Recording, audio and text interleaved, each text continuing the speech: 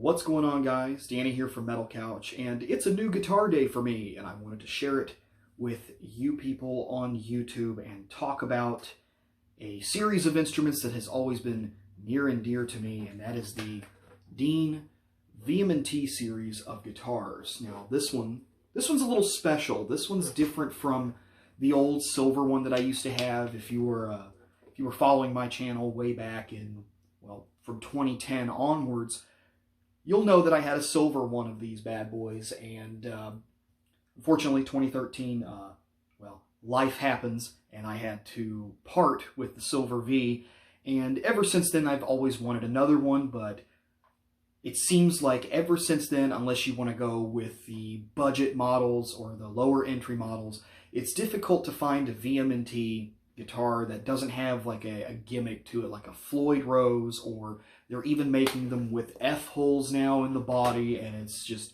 what is going on here? I just want a fixed bridge V because I don't like headaches, and I just don't feel like dealing with Floyd Rose tremolos. Now, this is a pretty special VMNT. This one is not made of mahogany like the rest of them. This is a Korina wood body with an ebony fingerboard on here, pearl inlays, your standard fare from what you have with that particular series. The Mustaine signature Seymour Duncan pickups, and I think the thing that attracted me the most was the different body wood. I've never played or owned a Korina wood guitar. I didn't really know what the difference would be, and after plugging it in and playing for a little while, I could tell that there are subtle differences between mahogany and Korina wood, and I have to say that in terms of construction, this is just a beautiful piece. Now, there are some differences between this one and the old silver one that I had, and I'm not talking about just the body wood here. The old silver VMNT that I used to have, and you'll see, so let me point this out to you. This entire edge right here is completely smooth, but there is a little bit of a bevel there. Now on my silver one, there probably about right here, you used to have this point where it kind of like cuts down. There's a little slope, and then it goes down through the rest of the wing. These seem to be missing from the newer versions of the VMNT. I'm not exactly sure why, but that's just something that I noticed immediately, because when you have one of these guitars for 3 years and you play it pretty much every single day, these are things that you typically notice. And I found that weird that that was missing from this particular instrument, but that doesn't really bother me that much. Another thing that I noticed immediately after pulling this out of the case was just how much lighter it is from what I remember. This is an incredibly light instrument. The old VMNT ones used to be way heavier, and even the VMNT X entry-level models were heavier than that. As far as the neck goes, you have a D-shaped neck, which is custom to Mustaine's profile, but I seem to remember this neck being a little bit thicker. I don't know, that's probably something that just with the passage of time and playing different guitars, like the Black Explorer that I've featured on this channel, the custom build that I had, has a much thicker neck compared to this. This is more in line with your Jacksons, not quite as thin as an Ibanez RG, but it's more in line with the Jackson style guitars. Not really a compound radius thing like Jackson advertises, but nonetheless, it's great. It's got great upper fret access here. Like I don't even struggle to get down there to the 24th fret. So that right there is a plus for me. It's the reason why I love V-style guitars, is just because of that access. A couple of other things that they've changed is if you look here on the headstock, and this will probably, I'll have to flip the video here so you can actually see it. They changed the A to an anarchy symbol. It was not that way on my VMNT1. And I don't remember it saying signature VMNT under Dave Mustaine's signature back on the old one. Now these are made in Korea, which it definitely feels like it too. This is definitely a high quality Korean instrument. It has been a very long time since I've played a guitar that looks like this, that plays and feels like this.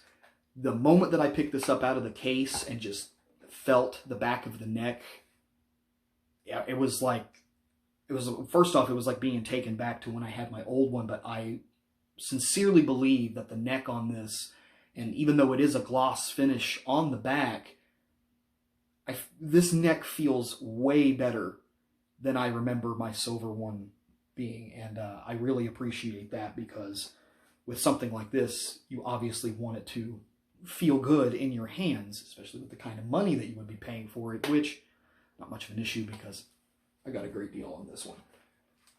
And on the back of the headstock here, you have a nice limited edition stamp with Mustaine silhouette. That silhouette is also on the hard shell case along with his signature. Master tone.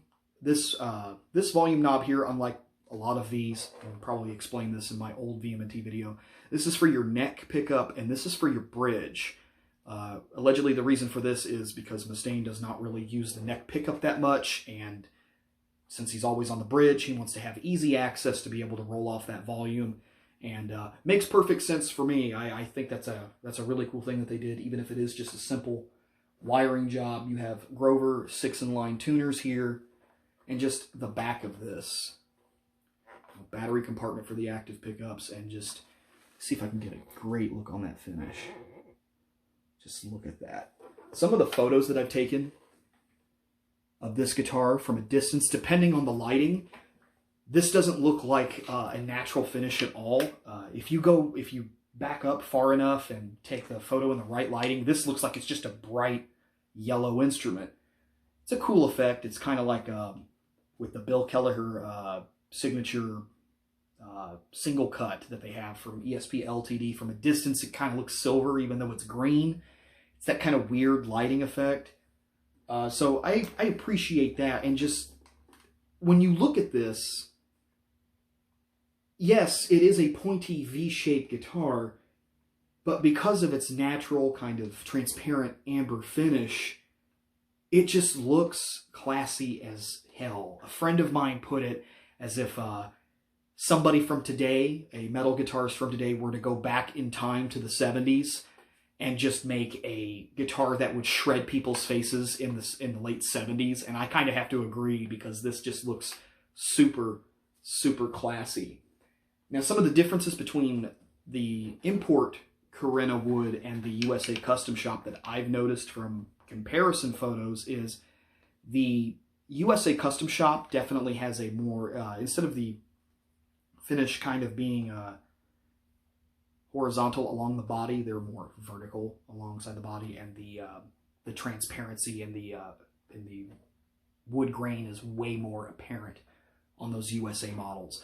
Also on the back of the USA models, from the photos that I've seen, it's more of a wine red finish along the back. It doesn't really follow the whole single color scheme that you see on this import. But so far, it plays great. I'm still tinkering around with my Boss Katana, because it's set up for those cheap microphonic pickups that are in the Explorer copy that I have over there. So there's a heavy noise gate on there. I really need to get those pickups swapped out. So I'm still fiddling around with settings on there. If you follow me on Instagram, you will see that I already have some videos posted of me playing this before even messing around with the amp settings. So all in all, really happy with this. I'm glad that they're still packing the Dunlop strap locks in there, which were a lot easier for me to put on this time around, because the first time I had those strap locks on the silver one, it took me, and I'm embarrassed to say this, it took me over a day to figure out how to put those things on, because there was no instruction manual with it. And that may sound strange for some of you guys out there who have had strap locks forever, but when you've never had them before and you're 18 and stupid, sometimes you just need to grab a flathead screwdriver, and that's all you really need to help install the locking piece on these strap locks. So way easier this time around. Other than that, I don't really think that there's anything else I can say about this other than I'm super happy with this purchase. It is a beautiful looking guitar. Again, I got a great deal on it because I think these were released about 2 years ago, maybe. So really happy with this. I think when they were released, they were around $1,100, which is way too steep for me, for my blood. So I got an even better deal on this for around $650, brand new in the case. The only issue that I've had is not even with the guitar, it's with the case, and I don't really fault FedEx for this, but when I opened it, I noticed that there's a slight bit of damage to the case, right where the crease is, where the case folds and you can lock it. It's slightly offset. It's not anything that's going to be a major problem, at least I don't think so, but it seems like it's a minor cosmetic thing. The case still functions, so I'm not really worried about it. So thanks a lot for watching. I know there's not very many videos about this particular guitar on YouTube, so if you have any questions about this instrument, please leave a comment down below, and I will do my best to answer them for you. So thanks a lot for watching. Danny here from Metal Couch, signing out.